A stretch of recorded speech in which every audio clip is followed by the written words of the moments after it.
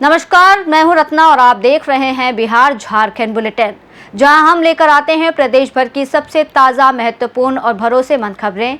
आज के बुलेटिन में हम नजर डालेंगे राजनीति, प्रशासन, मौसम, अपराध, विकास, परियोजनाओं और जनहित से जुड़ी प्रमुख गतिविधियों पर। प्रदेश में दिन भर क्या रहा खास, कौन से बड़े फैसले हुए और किन मुद्दों ने खींचा लोगों का ध्यान, इन सभी अपडेट्स के लिए जुड़े रहिए हमारे साथ। तो चलिए शुरू करते हैं आज का बिहार झारखंड बुलेटिन।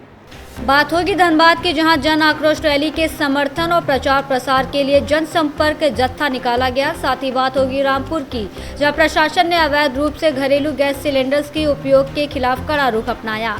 ऐसी तमाम खबरों पर विस्तार से होगी चर्चा।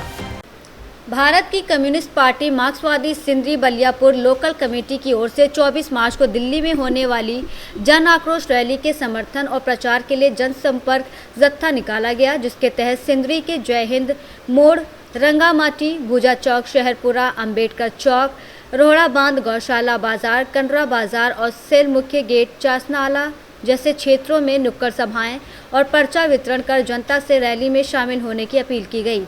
नुक्कड़ सभाओं को संबोधित करते हुए सीपीएम धनबाद जिला सचिव विकास कुमार ठाकुर ने कहा कि 24 मार्च को दिल्ली के रामलीला मैदान में मजदूर, किसान, छात्र, नौजवान और महिलाएं महंगाई, बेरोजगारी, मजदूर विरोधी 4 लेबर कोड्स और किसान विरोधी बीज विधेयक के खिलाफ अपनी एकता दिखाने के लिए एकजुट होंगे। जबकि सिंदरी बलियापुर लोकल कमेटी सचिव गौतम प्रसाद ने केंद्र सरकार पर मजदूर विरोधी नीतियों और ठेका प्रथा बढ़ाने का आरोप लगाते हुए कहा कि सिंदरी खाद कारखाने में स्थानीय युवाओं को रोजगार नहीं मिल रहा है, जिसके खिलाफ आंदोलन किया जाएगा। और इस जनसंपर्क जत्थे में सिंदरी शाखा 2 के सचिव सूर्य कुमार सिंह, शिबू राय, मुकेश कुमार, प्रमोद कुमार सिन्हा, सुरेंद्र पांडे और रामलाल महतो शामिल हैं। केंद्र सरकार की जन विरोधी नीतियों के खिलाफ में भारत की कम्युनिस्ट पार्टी मार्क्सवादी ने दिल्ली के रामलीला मैदान में महारैली का आयोजन किया है। देश भर से वहां पर मजदूर, किसान, छात्र, नौजवान, महिलाएं वहां पर इकट्ठा होंगी।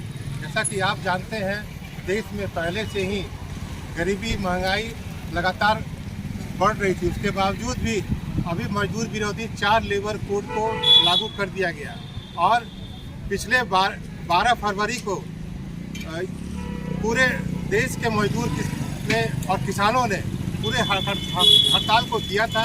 और इस मुकम्मल हड़ताल जब ये सफल हो गया, उसके बाद में भी केंद्र की मोदी सरकार इस नीति के खिलाफ के पीछे नहीं जा रही है।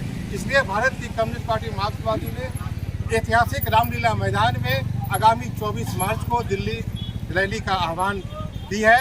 पूरे धनबाद जिला से, तोपचांची से लेकर के हमारा जन आक्रोश जत्था शुरू हुआ है। धनबाद, मैथन, झरिया और आज सिंदरी बलियापुर में यह आयोजन किया जा रहा है। धन्यवाद। आपका परिचय?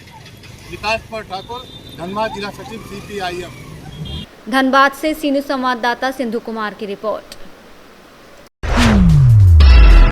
कैमूर जिले के रामपुर प्रखंड अंतर्गत बेलाव और सवार बाजार में प्रशासन ने अवैध रूप से घरेलू गैस सिलेंडर्स के व्यावसायिक उपयोग के खिलाफ सख्त अभियान चलाया, जिसमें प्रखंड आपूर्ति पदाधिकारी तेजस्वी आनंद ने विभिन्न होटल्स और दुकानों, जिनमें कव्या रेस्टोरेंट बेलाव भी शामिल है, का सघन निरीक्षण किया और दुकानदारों को निर्देश दिए कि व्यावसायिक कार्यों के लिए केवल कॉमर्शियल सिलेंडर्स का ही उपयोग करें, क्योंकि घरेलू गैस सिलेंडर्स का उपयोग कानूनन अपराध है और पकड़े जाने पर कानूनी कार्रवाई के साथ जुर्माना भी लगाया जा सकता है, जिससे क्षेत्र में कुछ समय के लिए अफरा तफरी का माहौल बन गया।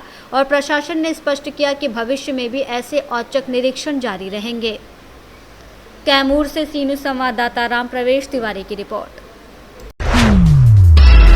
मोतिहारी जिले के घोड़ा सहन में राष्ट्रीय चेतना कार्यक्रम के अंतर्गत अपनी माटी अपना देश कार्यक्रम का आयोजन किया गया, जिसकी अध्यक्षता मोहम्मद अनवर अली अंसारी ने की और मुख्य अतिथि के रूप में कार्यक्रम प्रभारी इंजीनियर संदीप कुमार मौजूद रहे, जिसमें विभिन्न सरकारी विद्यालयों के लगभग 100 छात्रों ने भाग लिया। कार्यक्रम का उद्देश्य विद्यार्थियों में राष्ट्रभक्ति, समर्पण और शिक्षा के प्रति जागरूकता बढ़ाना, उनके सर्वांगीण विकास को प्रोत्साहित करना रहा, जहां शैक्षणिक और सांस्कृतिक गतिविधियों के माध्यम से छात्रों को प्रेरित किया गया। साथ ही लगभग 2 दर्जन प्रतिभाशाली छात्रों का चयन कर उन्हें आगरा, चित्तौड़गढ़, दिल्ली, अमृतसर और वाघा बॉर्डर जैसे ऐतिहासिक स्थलों का भ्रमण और देश के प्रमुख व्यक्तित्वों से मिलने का अवसर दिया जाएगा। जबकि कार्यक्रम की शुरुआत 31 मई को गांधी संग्रहालय मोतिहारी में संभावित रूप से होगी, जिसका उद्घाटन शिक्षा मंत्री द्वारा किया जाएगा और समापन 14 जून को पटना में मुख्यमंत्री द्वारा किया जाएगा और इसका संचालन स्वराज फाउंडेशन दिल्ली द्वारा किया जा रहा है। मोतिहारी से सी न्यूज़ संवाददाता राहुल कुमार की रिपोर्ट।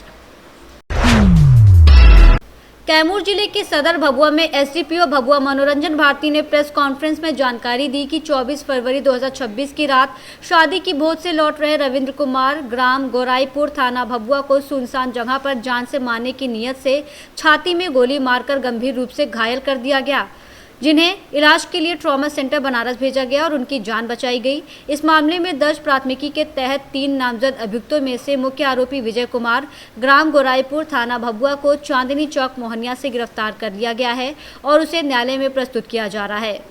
लौट रहा था अपने घर तो मौका पाकर सुनसान जगह पर कुछ अपराध कर्मियों ने उन्हें छाती पर गोली मार दिया जान मारने के लिए। इससे उन्हें हमने बनारस भेजा इलाज के लिए, उनकी जान बच गई है और उसमें 3 अपराध कर्मियों के खिलाफ जो है वो एक FIR लॉन्च कराया गया था। उनमें से जो मेन आदमी जिन्होंने उसमें गोली मारा था विजय कुमार गिल, उनको मोहनिया के एक जगह से गिरफ्तार किया गया है आज और उसे हम माननीय कोर्ट में प्रोड्यूस करने जा रहे हैं। सर यह इसका अंतर्राज्यीय जिलों में भी इसका जी हाँ, ये जो विजय कुमार गिल गिरफ्तार हुआ इनके बारे में जानकारी मिल रही है। यह चोरी अन्य प्रकार के कांडों में पहले आरोपित रहा है उत्तर प्रदेश के कामों में। इसको हम लोग वेरीफाई कर रहे हैं और भी कहाँ का रहने वाला है? ये रहने वाला गोराईपुर का रहने वाला है। मारने का उद्देश्य क्या था? कुछ ये आपसी विवाद था इन लोगों का। पिस्टल बरामद हुआ है? पिस्टल बरामद नहीं हुआ है। इसमें और भी 2 अभियुक्त हैं, उनकी गिरफ्तार। कैमूर से सी न्यूज़ संवाददाता राम प्रवेश तिवारी की रिपोर्ट।